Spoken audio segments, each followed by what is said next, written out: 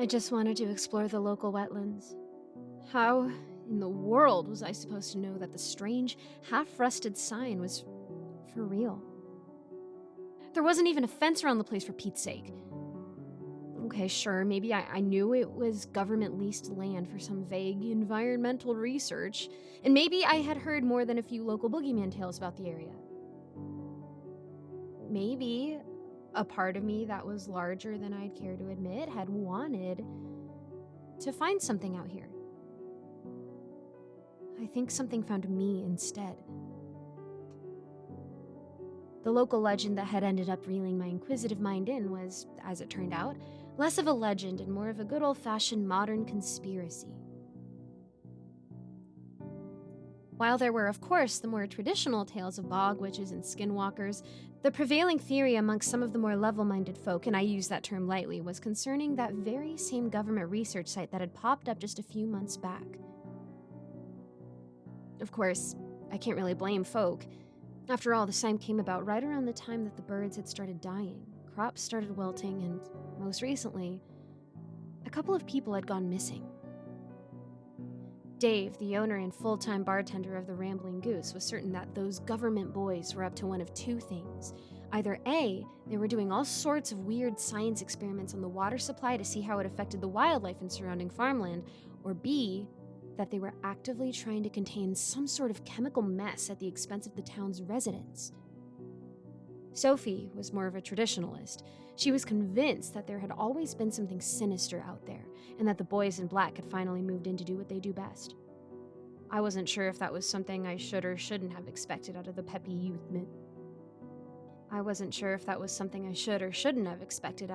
youth group minister. Fuller was the local VFW quartermaster and the proponent of the theory that, despite his animated approach of relaying it, was the one by which I was most compelled.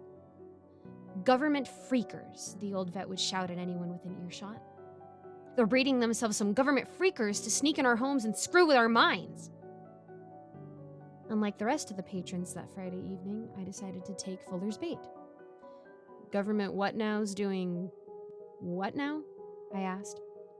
Fuller swung his head at me so violently that for a second I thought he'd break his neck. Let me spill it out for you, kid, seemingly enthralled that somehow he had hooked someone. Washington wants us nice and placated, right? Wants us all fearful and ready to kowtow to kindly Uncle Sam so we keep giving our worthless cash to his military-industrial complex? I slowly nodded. For once, the coot was making half a lick of sense.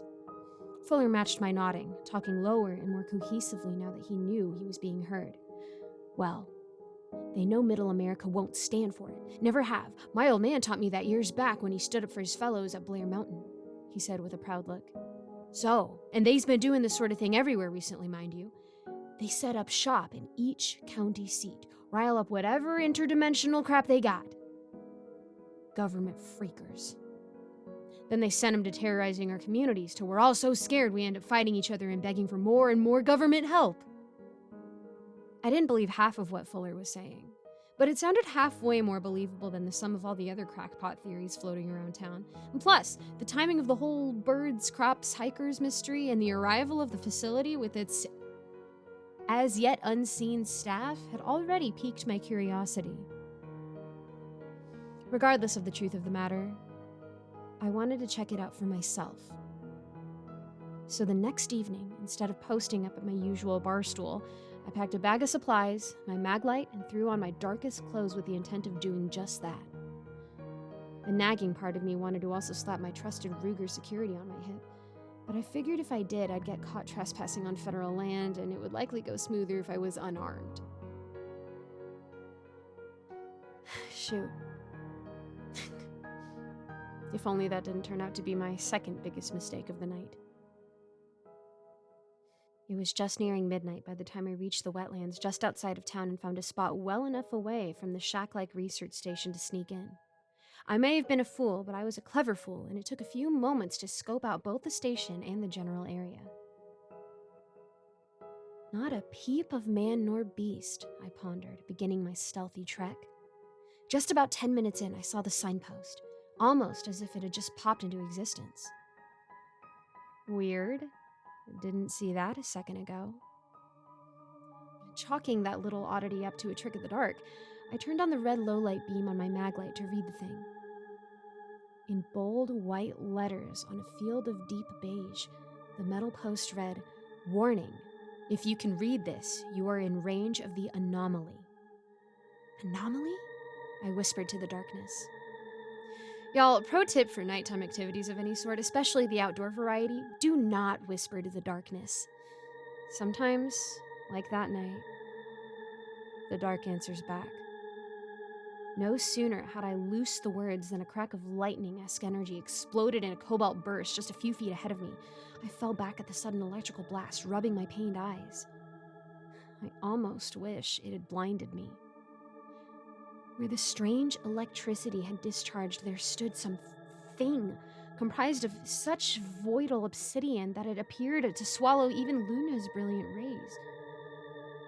The shadow was roughly humanoid in shape, but oh lord, it was just so wrong. The shadow figure's limbs were all bent horribly backward, its hands and feet wickedly misshapen. Crap, it was almost as if someone had strapped it on a table and taken a ball-peen hammer to each of its major joints. But the worst part was the thing's face. Well, to be fair, it really didn't have a face in the corporal sense of the word, just an eternal abyssal swirl of nothing and of everything all at the same time.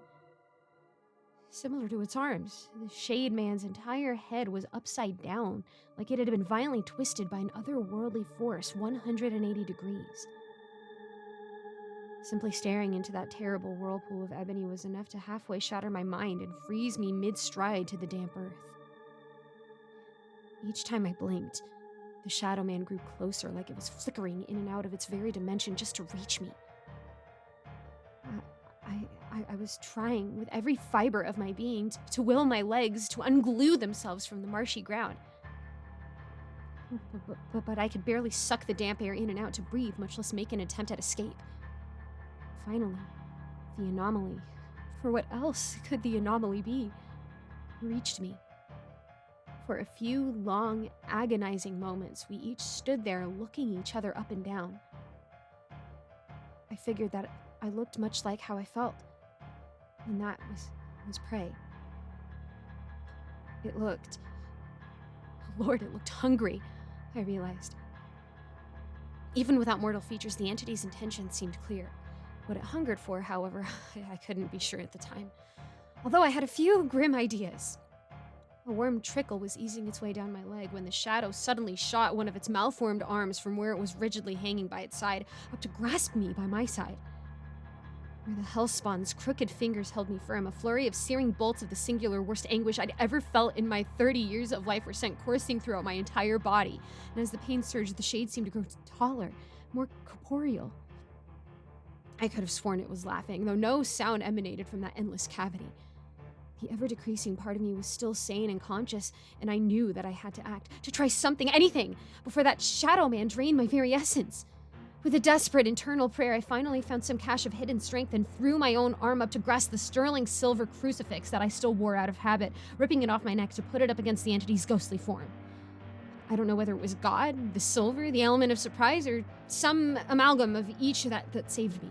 All I know is that moment I shoved the entire thing, chain and all, down the shadow person's abyssal gullet. It immediately let go of me. As soon as it did, the screaming pain mercifully ceased and my mind returned to me. A thunderous rumble quaked the entire area as my willpower finally returned in full. I tore off through the marsh, not even daring a glance behind me. I ran past the eerie sign, across the wetlands to my ford, and only breathed easy once I had reached the comfort of my quaint ranch house. All I could think about for the next few hours while I sipped, slugged, some Irish coffee and gathered every bit and bauble I had that was made of silver were Fuller's words. "Government freakers indeed, old man," I muttered, draping my mom's old silver Sacred Heart pendant over my front door. I'm not sure if that entity was created, being studied, or worse yet, used by the government, but they sure knew it was there. Likely as not, they knew what it was and maybe even stirred it up. As usual, They left us to deal with the consequences. A few days have passed since that terrible experience. Unfortunately, I think the true horror has just begun. See, while I may have escaped, I think that thing may have as well. Maybe I was just enough to fuel it, to whet its appetite. Each evening, right around midnight, I hear noises coming from my neighbors' houses. Each time, it starts with a great boom and a cobalt white flash like a transformer exploding. And then the screams start. They don't go on for long, just a couple of minutes, but they sound similar to what I figure being tortured for eternity might sound like. Oh, Lord.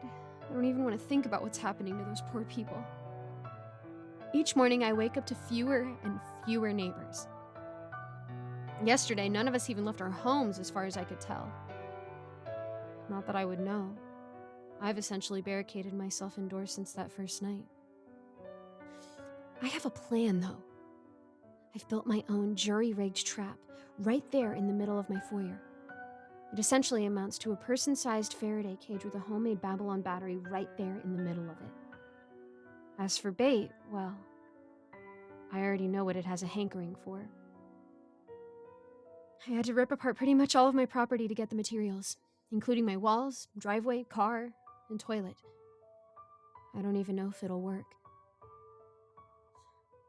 But I started this whole thing.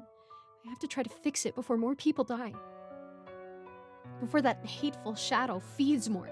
Before it grows strong enough to wreak whatever God-forsaken plans that I'm sure it has in store for the world. Plan B is to take all the silver and holy symbols I could find and shove them as far into the shadow's chasmal maw as I can manage. I have to go. There's thunder outside and the electricity in my home is fluttering, even though the night is calmer than a Californian yoga studio. The entity is near, searching for the prey that got away. I got one shot to make this right. Wish me luck, y'all.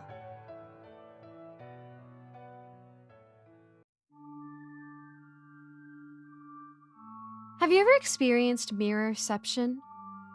You know, when you put two mirrors together and the reflections just keep going and going like an endless loop of your own image? As a kid, I was always fascinated by this phenomenon. But my parents' bedroom with its two identical sides opposite each other only allowed me to see a limited number of reflections before my own body blocked the center. But today, I finally had the chance to satisfy my curiosity. I constructed a contraption with two mirrors facing each other, placed a lamp above them to provide adequate lighting, and cut a small hole in the center to place my phone camera behind. Initially, it was cool, but the center was still blocked off. I then set up my higher quality camera to capture the images and used a one-way mirror instead to look into the infinite reflection.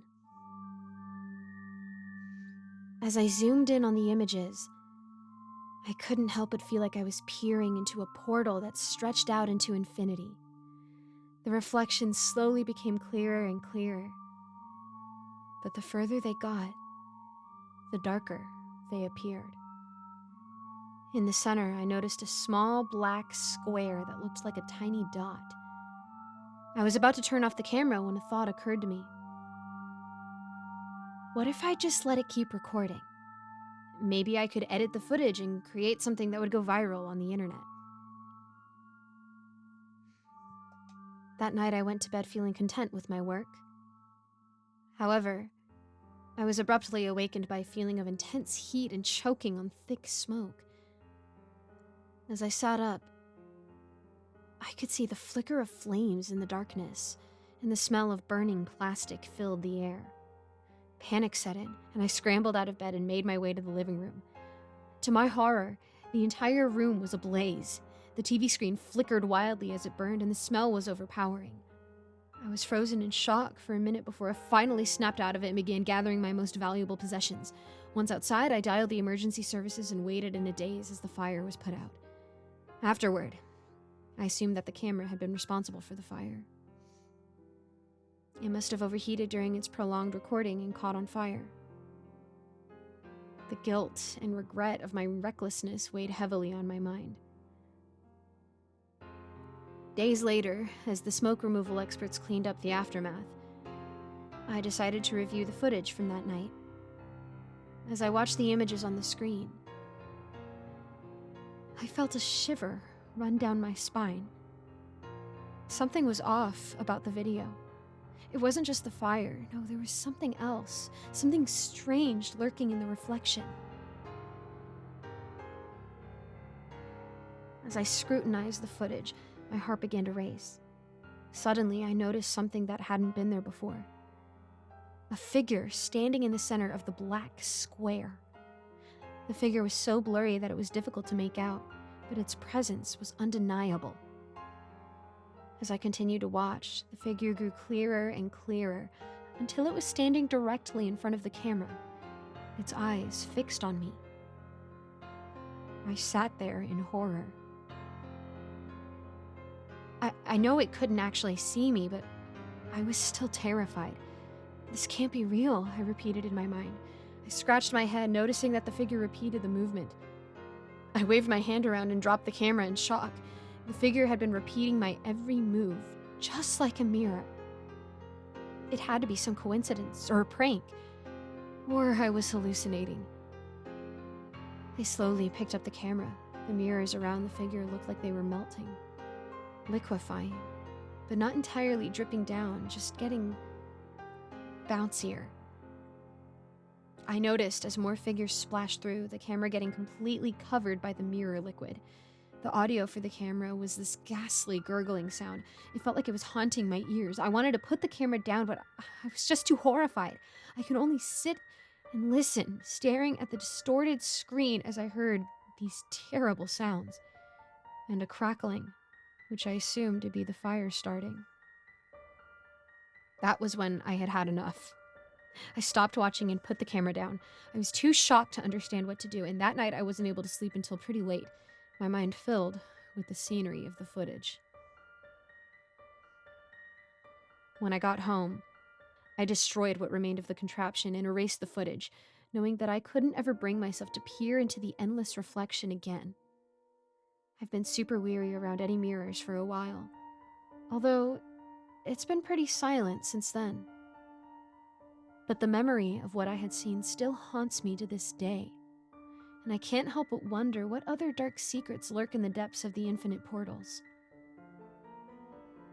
Sometimes, I still think I hear a gurgling echoing through my house in the depths of the night.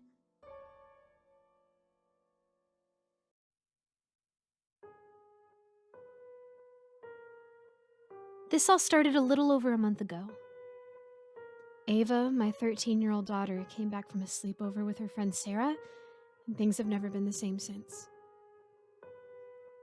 She came back the next day around 7:30 in the morning, accompanied with the same cheerfulness she left with. I was waiting in the kitchen when she came and gave me a warm, tight hug. "Mama, I missed you." "Oh, my baby.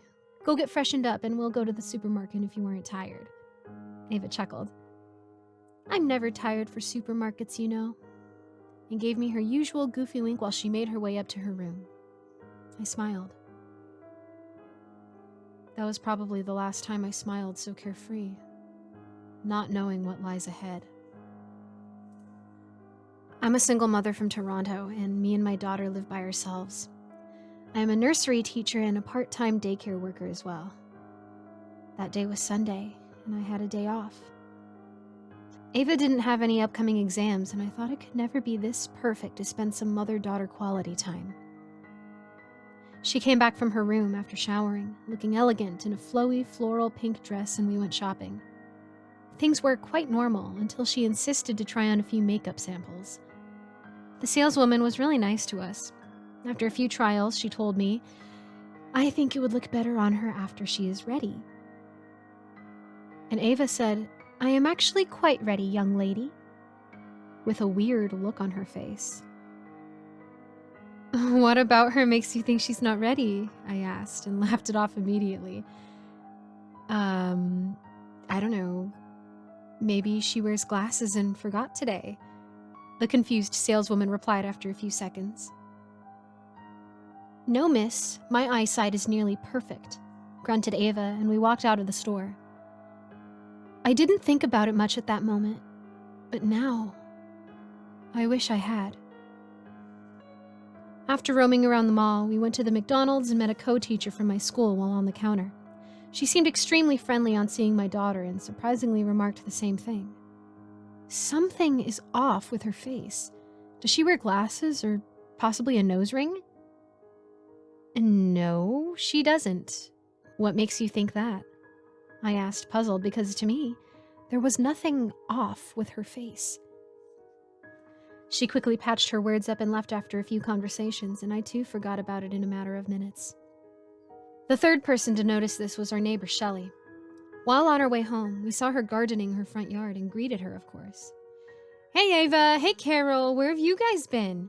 Just to the supermarket, the park, and the McDonald's, obviously, replied Ava in her bubbly tone. Well, great, but what's with that face? What face? I feel like there's something missing on your face. Probably eyeliner or something? No, I've never worn an eyeliner before. They make my eyes itch. Oh, I can't really figure out what it is. Well, anyways, I'm glad you guys had fun. Bye, ladies, replied Shelley as she walked up to her door. Mom, just look at me. What's wrong with my face today? Ava grunted as soon as we reached home. I don't know, honey. I think you look absolutely perfect. I'm confused why they might think otherwise, I replied, equally confused as her. I've looked at myself almost 178 times today in the mirror everywhere. I see nothing different. I'm just gonna go take a nap. She rushed into her room. At this point, I started to worry, but I didn't really know what to worry about. Maybe they were right. She might have had a lot of fun last night and missed a few hours of sleep and looked drowsy. I brushed it off and went to follow up with the chores. But things started to get worse. The next day, my sister Amanda paid us a visit and remarked something missing on her face, although she had seen my daughter at least 1,000,000 times before this. Ava had a rough day at school, followed with everyone remarking about the change in her face, which was actually unchanged. Or so I thought. This carried on almost daily for a straight week. What's more agonizing is that people didn't really get used to that particular change. They pointed it out almost every day, every time they saw her, and it started to get beyond crazy. We matched up her current face with her old pictures on her social media and ended up finding no difference. Our relatives, friends, neighbor, everybody said that there was a difference in both the faces, but couldn't really explain what. It got out of control when people started commenting on her posts or messaging her asking if she had done some surgeries or anything with her face, or is it a new makeup style she acquired. We couldn't take it. Ava stopped going to school, afraid of the infinite remarks and questions from her friends, teachers, even the school guards. I've tried to make her understand to not freak out, but even I had no answers to her questions. It escalated from people we know to almost everyone who saw her remarking about the change in her face, a change that nobody could explain, but it was just there. I felt ashamed to have to go out with her and get bombarded with weird questions about a non-existent change. I started panicking and would miss lunch and dinner on certain days. I never felt like my daughter would ever be the source of my anxiety. Ava has been quieter ever since. We don't go anywhere together anymore. She stays in her room and comes out occasionally asking for food. Honestly, I don't miss the chance to taunt her about being a burden on me and being the reason for this trauma on me with her stupid face. I mean, gosh, I really don't know what she did with it, but it's just driving me crazy to even see her. Yesterday, as I called out for her to shove the bread butter into her mouth so she didn't starve herself that night, she just wouldn't answer. First, she puts me through all this, and now that stubborn thing won't even bother to answer. I burst into the door and found her lifeless by the fan. The sounds of sirens filled our community. neighbors peeking in for a look as I sat there motionless. I wasn't upset or crying or anything. I was not upset or crying. I don't know why I was even bothered. She was my daughter, but she was the reason I had to face all of this. Maybe that's what she wanted. Or deserved. Her room has been sealed. The forensics took her fingerprints. All the neighbors and relatives confirmed me of being a nice mother, so I wasn't handcuffed or questioned. Just left there. Alone. This morning, as I somehow managed to drag myself to the kitchen to get a cup of coffee, I found out we were out of supplies. I forced my legs to the nearest grocer who, as expected, stuttered a couple of questions, suggestions, or whatsoever about my dead daughter. Unwillingly, I replied of whatever I thought was appropriate. But then, she said something that froze my blood. Something is off with your face today.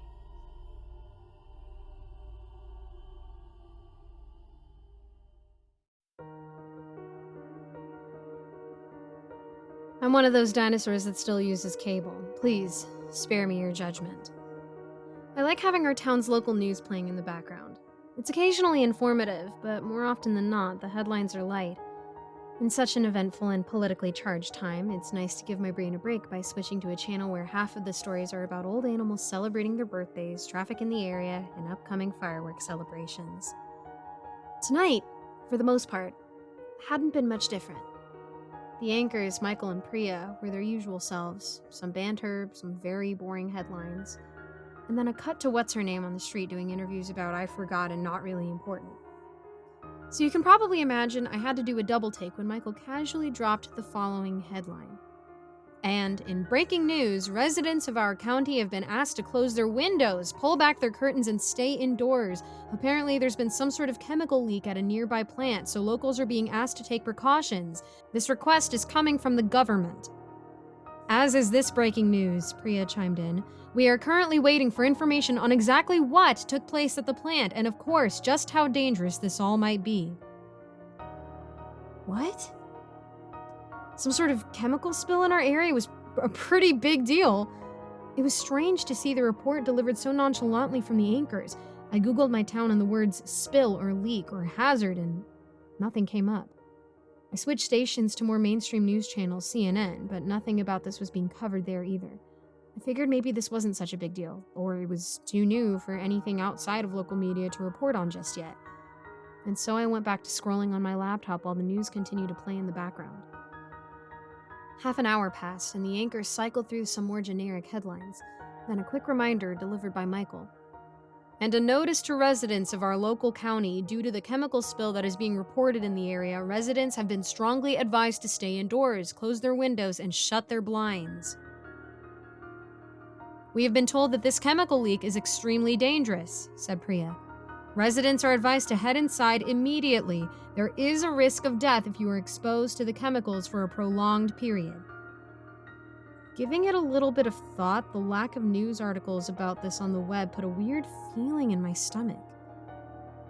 Was this story being suppressed? Flipping through other news stations again, there was no mention of the story. Nothing on the news tickers either. Nada. I had to center myself and give myself a quick reality check. My middle-of-nowhere town wasn't important to anyone other than my local news station or the thousands or so who lived here. Still, in my curiosity, I got up from my comfortable spot on the sofa and peeked through a small sliver between my living room blinds. Nothing out of the ordinary. Cars in their driveways, most of the lights in the nearby houses were off. It's midnight. A couple of solitary bedroom lights on. Pretty tame, all in all. I sat back down. This was probably the most tuned in I had ever been to the news. To my surprise, some really strange banter between Michael and Priya was playing out. I almost wonder if we're safe in here, Michael started. Priya giggled. What, are you thinking this building isn't safe and they'd all have us deliver news about a leak we're susceptible to? Michael laughed. Big laughs. He looked at a piece of paper in his hands. I heard, he said, still laughing. I heard it was actually a spill from a train. Not a power plant. Is that so? Laughed Priya. She wiped a tear from her eyes. Oh, I'm sorry, guys. We gotta find the levity. Michael echoed. Gotta find the levity in the stressful moments like this. Hope you're all staying safe indoors. Curtains closed, windows locked. Remember, this is the breaking news. You heard it here first. You're hearing it here first, said Priya. Stay inside, stay safe, tagged Michael, pointing to the camera. We'll give you more details as they come in. They're saying it was from a train now? I peeked outside again. Strange. Most of the lights were off, but some of my neighbors' cars were missing. I saw a family only a few houses down loading into their car and immediately driving off. Was it safer to leave the town? Didn't they just get exposed to the chemicals? It was hard not to ruminate. Hard not to keep Googling, switching to other news stations, texting my only close friend who lived in the area. No updates, nothing of substance. Back to the local news. They were covering another story of little importance. My eyes lazily lowered to the news sticker at the bottom of the screen. Between headlines about boring local happenings and Ariana Grande for some reason, I saw the following line. They are lying. Run now. Almost as immediately as I saw it, it was scrubbed, like it had never been there in the first place. Did I imagine that? Before I could ruminate, Priya got up from her desk. And Priya's wrapping for the evening, proclaimed Michael. I'm done for the evening, she affirmed. She walked off set. Michael sat there, smiling at the camera. This continued uninterrupted for, I kid you not, 30 seconds. And then a cut to some sort of CCTV footage angle of a parking lot. It continued for a few seconds until Priya walked into frame, pressed a button on her keys, and opened the door to her car. And then another cut, a poor quality zoom in on the moon. Not a full moon, mind you. It was partially obscured. I think the stage is called Waning Gibbous, maybe? Doesn't matter. 30 seconds of this. A shaky camera. And then another cut. The camera was back at the parking lot. Priya and her car were gone. All of the cars in the parking lot were gone, actually. And then we were back with Michael. What in the world? Michael went on to the next story. Coming up next, this former circus bear is celebrating his 18th birthday, only this time this birthday comes with a dash of newfound freedom. We'll show you the heartwarming story of Binky and how he's enjoying his new life in the sun. Michael chuckled as he delivered this headline before the channel went to commercials. Fresh off another unsuccessful Google search, I parted my blinds and looked outside once again. Nearly all the cars in my vicinity were gone. Okay, what the heck was actually happening? The noise from the TV transitioned back to the distinctive tones of the local news channel. That must have been like a 10-second commercial break. Thank you for joining us this evening. This is Michael signing off. Bye-bye now. Stay indoors. Stay safe. Close your windows. Inside now, all right? I backed away from the window and caught the last leg of Michael's broadcast. He'd gotten up from his desk and had walked over to the camera. An absurdly big smile on his face. Smiling with his eyes, too. Joyful. Then, without hesitation, he softly picked up the camera while giggling and moved it to the left to expand the frame beyond the anchor desk and the small set that he and Priya were on. Beyond the set, there was nothing. It was a black void. He then turned the camera all the way to the right, past the anchor desk and set again. Nothing. Another endless black void. He then recentered the camera back to face the desk, but the void beyond the set was still partially visible. He kept eye contact with the camera for a few seconds and then stepped to the side and out of frame. Do I run? What the heck do I do? What is this? Whispers came from the TV. Michael's voice. Quiet this time. He whispered, as if he were beside the camera. You're doing great. Just stay put. Windows closed, all right? I needed to make a break for it. I needed to run. And hey, because I like you, a little tip. He likes it when you stand in front of the bathroom mirror. He paused to giggle to himself. He likes it. Just stand still in front of the mirror, won't you? Stay put. He'll come get you soon. You did great. You're doing great. You'll be here with us soon. The channel cut to commercials right after that. A few seconds of stillness, and then I heard a rattling coming from my bathroom down the hallway. I froze in fear, hoping the sound would go away. Instead, it got louder and more aggressive. It was the sound of something cracking, fracturing. As I made a break for it, I heard my bathroom mirror shatter. Immediately, I raced down the stairs to my front door. As I did, I heard the generic commercial on my TV say the following line. The all-new cozy comfort cushion. So cozy you want to stay put because the best place to be is right where you are. I unlocked my door as the audio from the commercial started warping. Stay put. Be right where you are. Don't leave. As I swung the door open and prepared to run to my car, I felt something grab at the back of my shirt, pulling me back in. It felt both light and like the heaviest thing I'd ever felt. I'm not sure where the willpower in me came from to escape its grasp, but I writhed and fought with all my might. I was able to break free from its hold, run to my car, and drive off, not taking a single moment to look back at whatever was trying to pull me in. I've been driving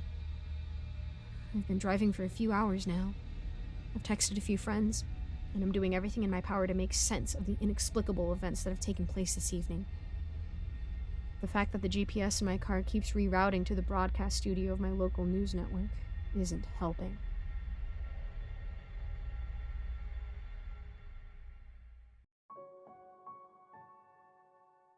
I'm Danielle.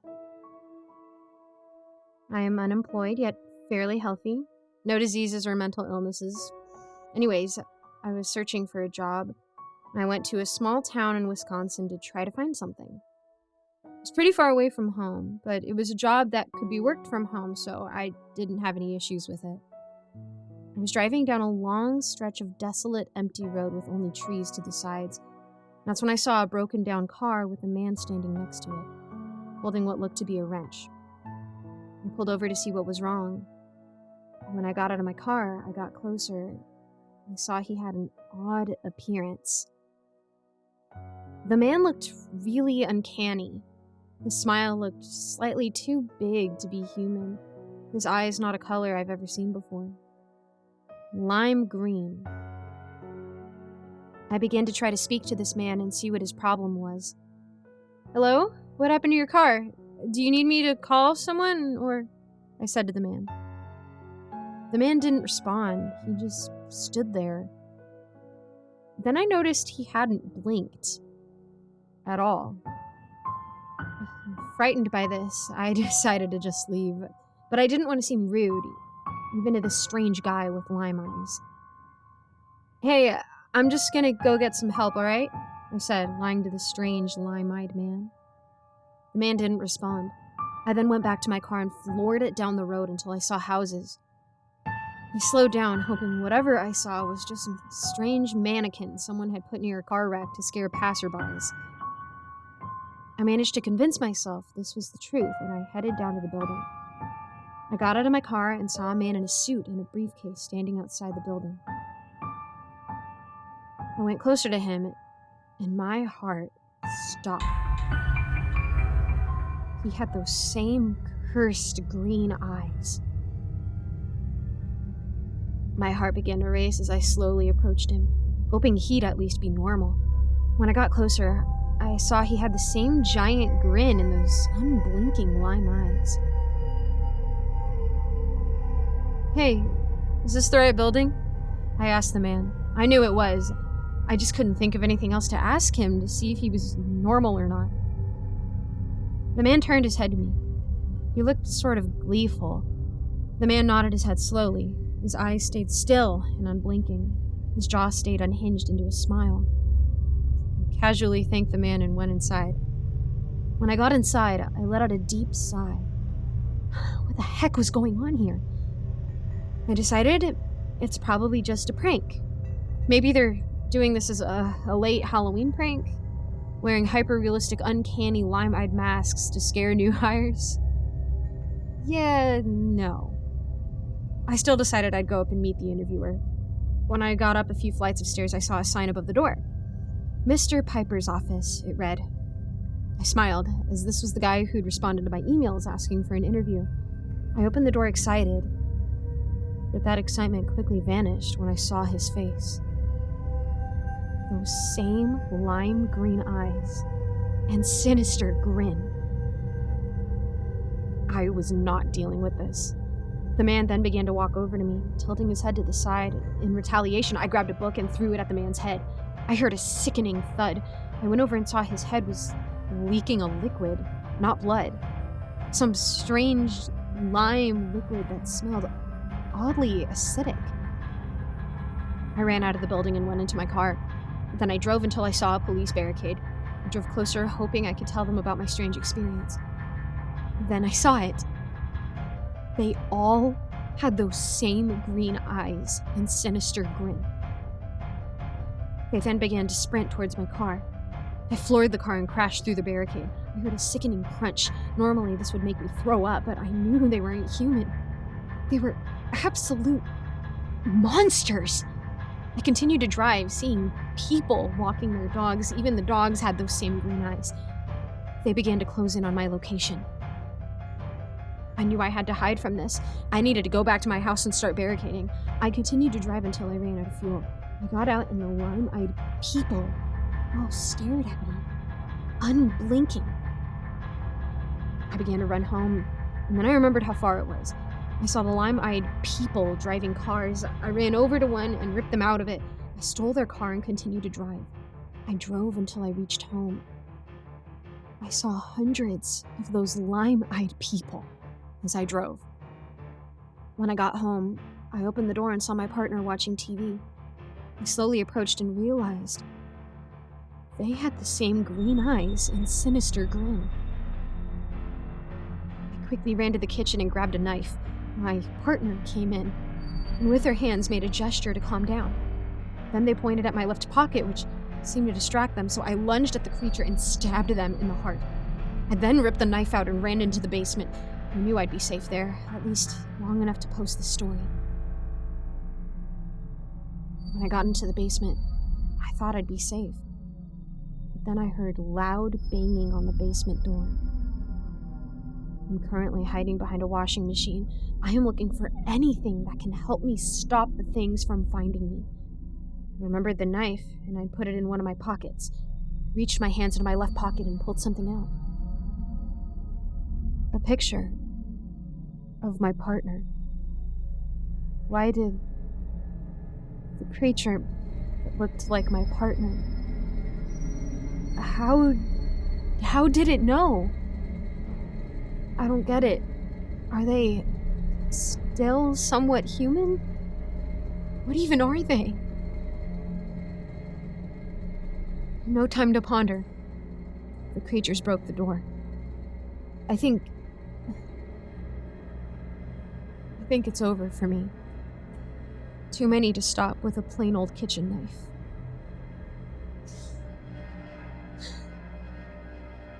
Goodbye. I'm posting this before they find me.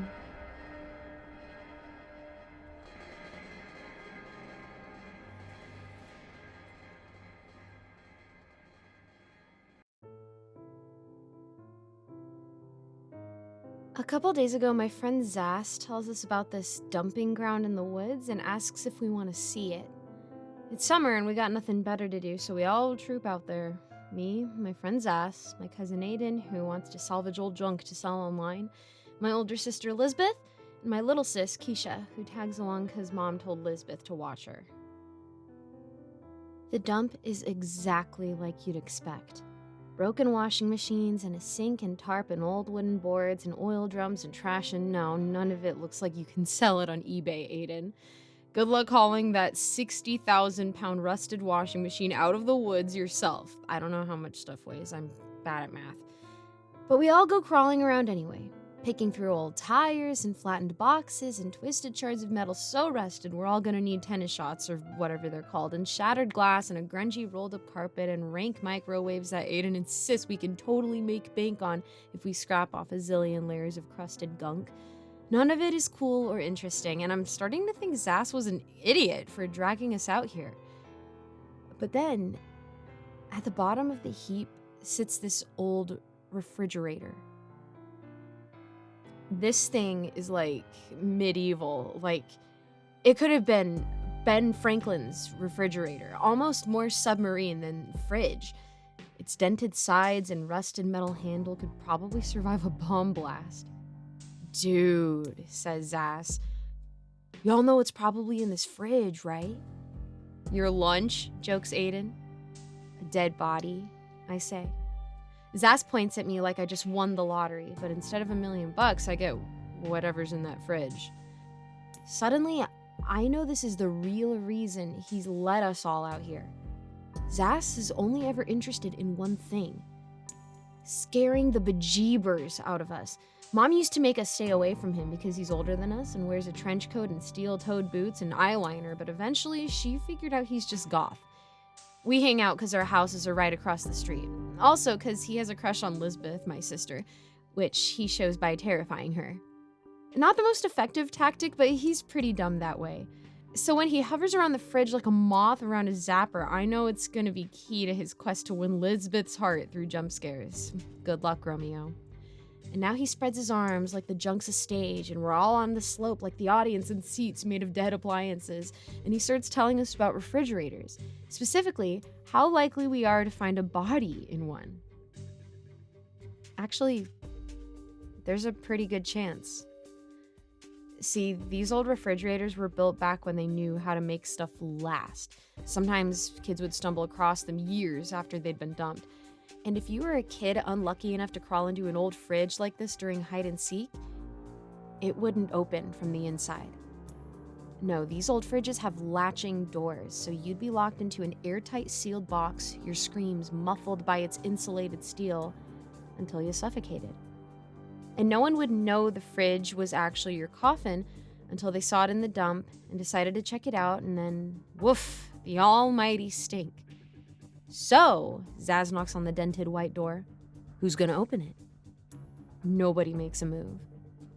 Go on, Aiden, I nudge him. Maybe there's something you can sell on eBay. No way, Aiden says. You do it. I'll do it, announces my baby sis Keisha, who's probably the same age as whatever kid's turning to jelly in there. Lisbeth grabs her. You're not going anywhere near. Guess I'll have to open it then, says Zas, flashing a grin and gripping the rusted metal handle. He's trying to be brave and sexy and sneaks a glance at Lisbeth to see if she's impressed. She's not impressed. Zaz's shoulders slump as Lisbeth drags Keisha off to look at something less morbid. Aiden and I wait because we want to see what's inside, but now Zas lets go of the handle and gets this look, and Aiden and I make contact because we just know he's gonna, up the ante or whatever in a futile attempt to win her over. Sorry if I say stuff wrong. And sure enough, a few minutes later, I see Zas in his black trench coat luring Keisha into the woods while Lisbeth is distracted by Aiden, his usual wingman. Finally, Lisbeth notices Keisha missing and starts freaking out. Keisha? Keisha? Keisha! She hollers in a high, panicky voice. You better not be in the fridge!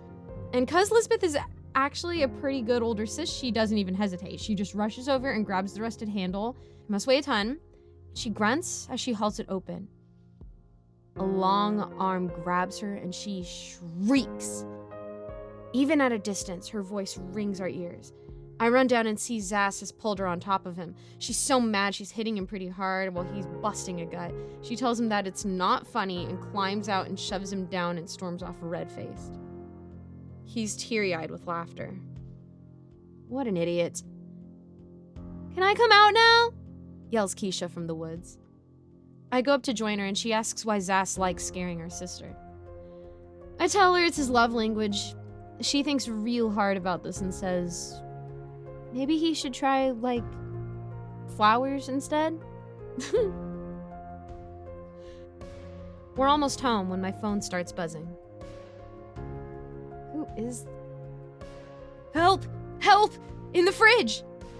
Nice try, Zas. I'm seriously stuck. Rip. I'm not kidding. Help! I don't want to fall for the same trick as Elizabeth, so I ask her what I should do, and she tells me to let him suffocate. Aiden is on the path further behind us, taking his sweet time, so I wait for him to catch up and then ask him where Zas is. He looks surprised. I thought he was with you.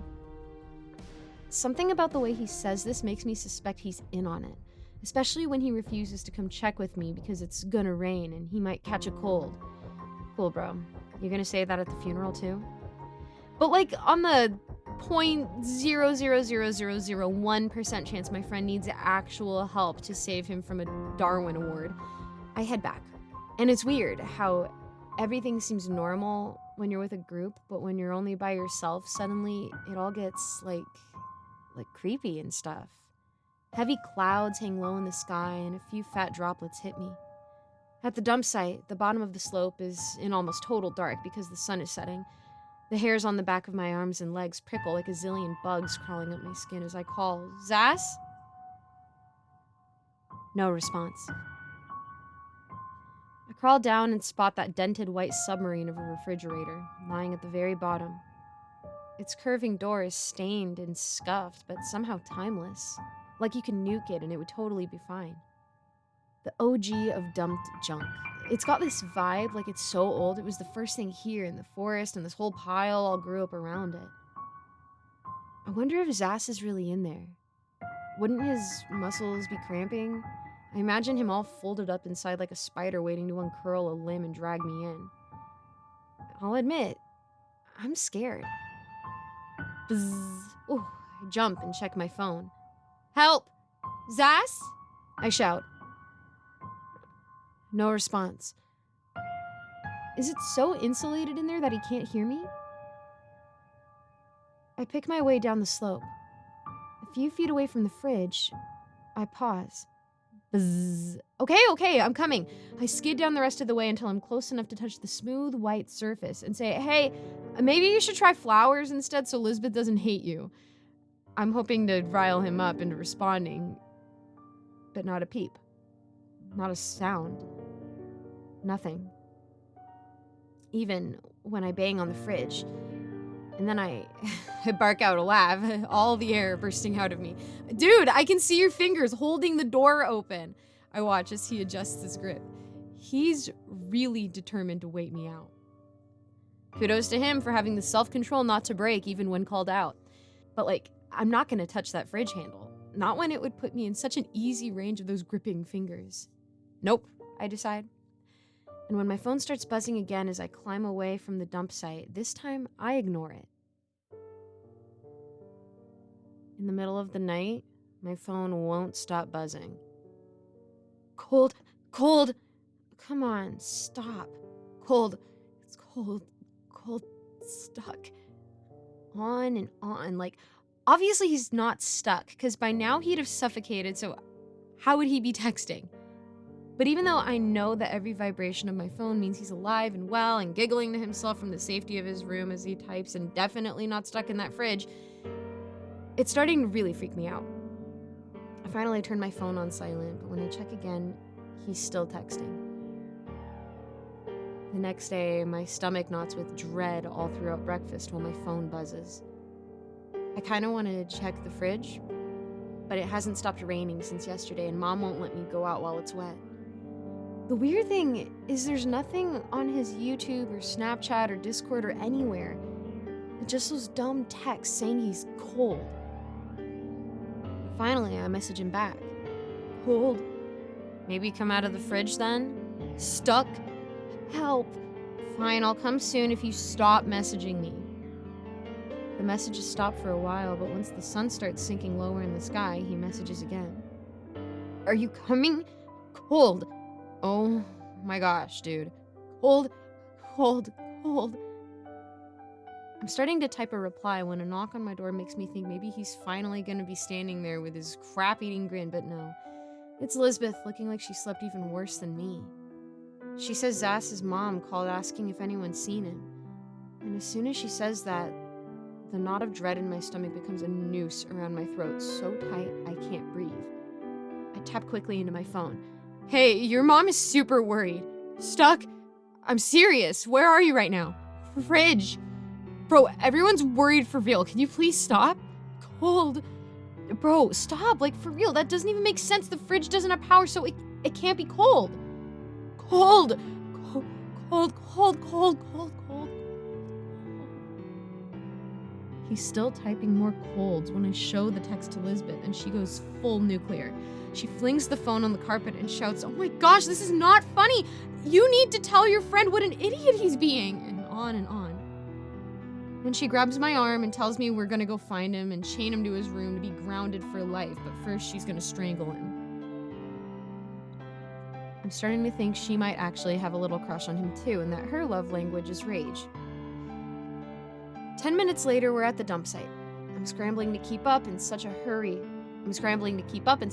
climbing over all the trash that I almost don't notice when my foot hits something with a crack. I stop, step back, frowning. Lisbeth? What? She snaps. On the ground under my shoe is Zass's phone. Lisbeth snatches up the phone and wipes it off. Idiot, he's gonna be pissed. My phone buzzes again as Lisbeth heads down toward the fridge. Cold. Lisbeth? I whisper. She's yelling at the fridge door that Zass is an idiot, waving his phone and announcing that he dropped it. The phone in her hand is black, cracked, dead. The fingers of her other hand grip the refrigerator's rusted handle. My phone buzzes. Are you here? Don't open it! I shriek. She looks back at me confused. What? Don't open it! Don't open it! He's in there! He'll be stuck from his own dumb prank if we don't open it. Don't! I shout, hysterical. Let me go! I have to open it! We fight back and forth, and my phone keeps vibrating with texts. Cold, even though the phone in Lisbeth's hand is dead. I try to tell her it's dead, but she tells me there's a delay, that I'm being irrational, that he obviously dropped it as he was hurrying into the fridge. But no, the phone's dark and wet. The screen protector has water under it, meaning he dropped it before the rain, stopped maybe even before it started last night. So how was he texting from a dead phone? And then she shoves me hard, so I stumble back and fall on my butt. She grabs the rusted door and pulls. Her shriek mingles with the shriek of the door as it falls open. For seconds, I'm frozen, too terrified to move.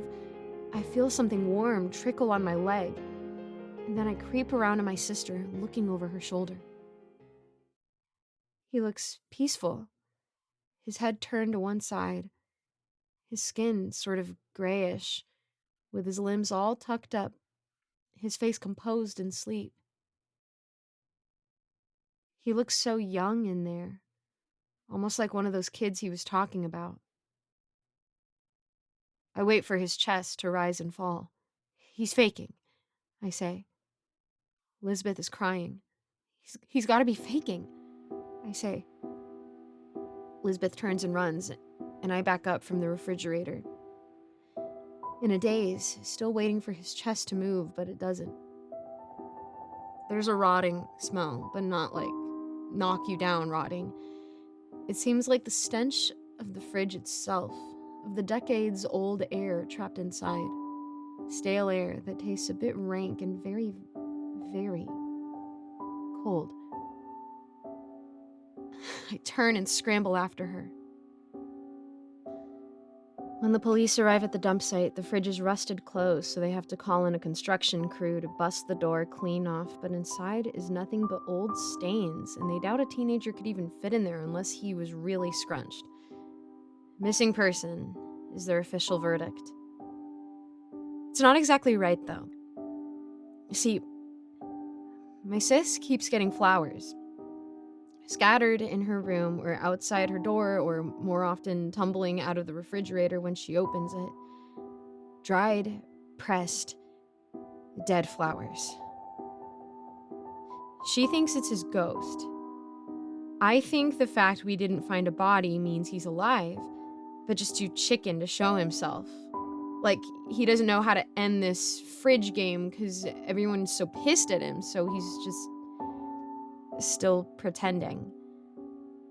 And since he doesn't have his phone, no one has any way of communicating with him. So yesterday, I put his dead phone back at the dump site in what's left of the fridge. Like, maybe he could throw it in some rice or something. And once he does, maybe he'll get my messages. So Zaz, if you can read this, Lisbeth would like it much better if you could just give her the flowers in person. The fridge is broken. You can't pretend to be stuck in it anymore. Come back. Update. Holy mackerel. Zaz just responded to my text. Please come back. Please. Okay. Oh my gosh, you found your phone. Bro, are you really coming back? Please come back. We all really miss you. On my way. Finally. Lisbeth is gonna be so happy when he hands her those flowers in person. His mom's gonna be so happy. Aiden and Keisha and everyone is gonna be so happy.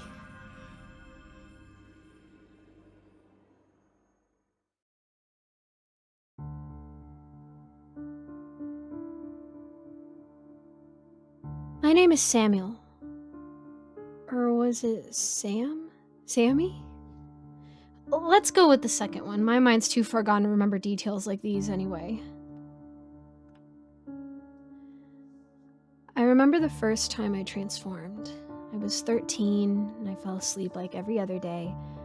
And when I woke up, I was a squirrel. I can't remember what time it was exactly, but somewhere between midnight and 4 in the morning. How to describe what I felt?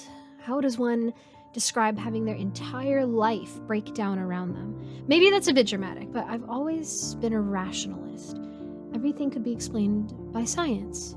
Magic was a fable, a bedtime story told to kids who still believe the world was their playground.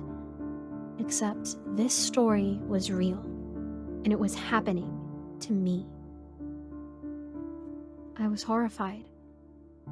Imagine waking up, looking in the mirror through bleary, sleep-laden eyes, and then jolting awake to the realization that you have fur.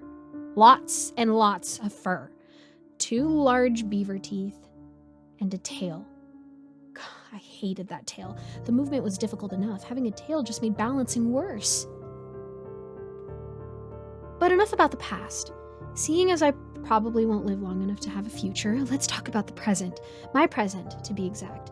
My horrible, gruesome, terrifying, and doomed present that I'm only writing about to avoid falling asleep. Years passed, but I kept transforming. One thing I learned quick was that once you get used to it, it's kind of fun. Don't get me wrong, I know that sleeping peacefully is its own special brand of enjoyment, but it wasn't a brand I particularly liked. My gift was a blessing, and I used it to full effect. Spying on people, gathering all the information I could, learning just the right buttons to press, the right words to say. I rose up in my career, not enough to attract suspicion, but enough to get by. Soon I had enough cash to buy a small house somewhere in the middle of nowhere, secluded enough for a giraffe to move with ease. There was a nice spot where I kept a bowl of water, complete with some cool toys and plants, just in case I needed to heed the call of nature. Don't laugh. We'll see how you like it when you're struggling to breathe through your gills. Where was I? Oh yeah. My ultimate destruction. Well, here we go.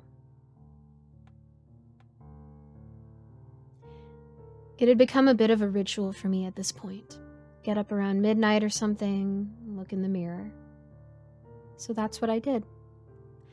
So far, I still can't completely understand what I saw. I was a shadow. All the light had been sucked out of the mist I used to call my body. It rolled and twisted and whirled like some unknown matter. The world around me had turned dark, as if someone had turned out all the lights except for 2 bony white orbs that I called my eyes. I moved a few of my fingers. Well, I call them fingers at least. My body, despite having turned into a mass of writhing black mist, still had some approximation of a humanoid shape. Whether that was something to be relieved about was yet to be seen.